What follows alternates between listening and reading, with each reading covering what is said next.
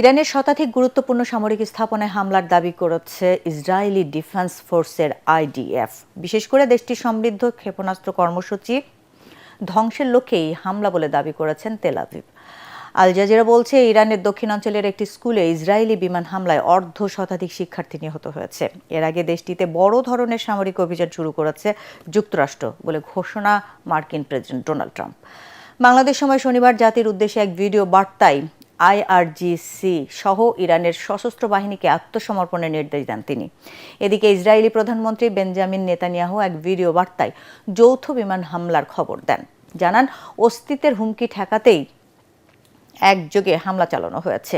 ওদিকে রয়টার্স জানিয়েছে, ইরানের প্রতিরক্ষা মন্ত্রী আমির নাসিরজাদে আইডিএফ এর হামলায় নিহত হয়েছেন। বিস্তারিত আশিকুর রহমানের রিপোর্টে। ওমানের মধ্যস্থতায় জেনেভায় পরমাণু কর্মসূচি নিয়ে যুক্তরাষ্ট্র ইরান আলোচনা ফলপ্রসূ না হওয়ার আশঙ্কা ছিল। যে কোনো সময় তেহরানের হামলা চালাতে পারে পেন্টাগন। অবশেষে ঠিক তাই ঘটল। শনিবার ইরানে একযোগে বিমান হামলা চালিয়েছে যুক্তরাষ্ট্র ইসরায়েল। দেশটির বেশ কিছু গুরুত্বপূর্ণ স্থানে বিস্ফোরণের শব্দ পাওয়া গেছে। ইরানের পশ্চিমাঞ্চলের শতাধিক গুরুত্বপূর্ণ সামরিক স্থাপনায় হামলার দাবি করেছে ইসরায়েলি ডিফেন্স ফোর্সেস আইডিএফ। বিশেষ করে দেশটির সমৃদ্ধ ক্ষেপণাস্ত্র কর্মসূচি ধ্বংসের লক্ষ্যেই এই হামলা বলে দাবি করছে তেল আভিভ। তবে আল জাজিরা জানিয়েছে, ইরানের দক্ষিণাঞ্চলে একটি স্কুলে ইসরায়েলি বিমান হামলায় অর্ধশতাধিক শিক্ষার্থী নিহত হয়েছে। এর আগে দেশটিতে বড় ধরনের সামরিক অভিযান শুরু করেছে যুক্তরাষ্ট্র, এমনটাই বলে ঘোষণা দিয়েছিলেন মার্কিন প্রেসিডেন্ট ডোনাল্ড ট্রাম্প। বাংলাদেশ সময় শনিবার জাতির উদ্দেশ্যে এক ভিডিও বার্তায় ইসলামিক রেভলিউশনারি গার্ডস কর্পস আইআরজিসিএস সহ ইরানের সশস্ত্র ও আইন শৃঙ্খলা বাহিনীর সদস্যদের আত্মসমর্পণের নির্দেশ দেন তিনি।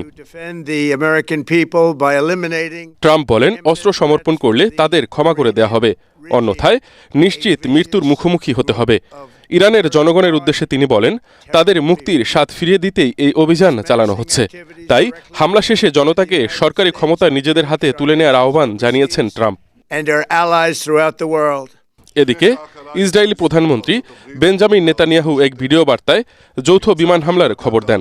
জানান, অস্তিত্বের হুমকি দূর করতে একযোগে হামলা চালানো ছাড়া কোনো বিকল্প ছিল না। ওদিকে সূত্রের বরাতে আল জাজিরা বলছে, দেশটির সর্বোচ্চ নেতা আয়াতুল্লাহ আলী খামেনি এবং প্রেসিডেন্ট মাসুদ পেজেশকিয়ান নিরাপদে আছেন। আশিকুর রহমান।